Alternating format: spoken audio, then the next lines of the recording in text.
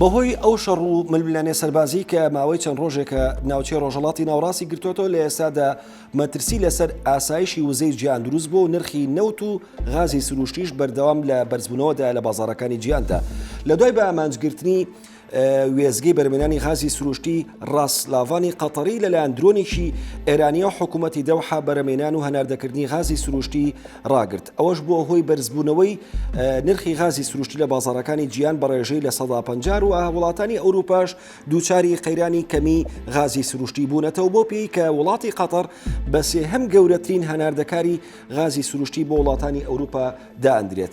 لە پلەی یەکەمدا ئەمریکا لە پلەی یەکەمدایە کە زۆرترین غازی سروشتی هەناردی وڵاتانی ئەوروپا دەکات.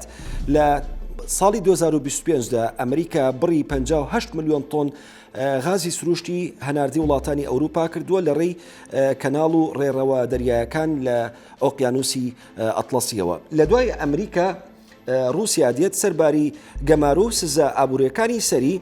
رووسیا بە دووهەمین گەورەترین وڵاتانی هەناردەکاری غازی سروشتی لە قەڵەم دەدرێت. بە ژێری راپۆرتەکان بەتەنها لە ساڵی 2025دا رووسیا بڕی 15 ملیۆن تۆن غازی سروشتی هەناردی وڵاتانی ئەوروپا کردووە. ئەمە بە لە بەرچاوگرتنی ئەو خشتەی کە دانراوە لەلایەن وڵاتانی یەکێتی ئەوروپاوە کە چاوەڕوان دەکرێت لە ساڵی 2027دا بە تەواوەتی هەناردی غازی رووسی بۆ وڵاتانی ئەوروپا ڕابژیرێت. لە دوای ئەمریکا و رووسیا ڕاستەوخۆ وڵاتی قەتەر دێت کە بە سێهەم گەورەترین وڵاتانی هەناردەکاری غازی سروشتی بۆ وڵاتانی ئەوروپا دائەندرێت.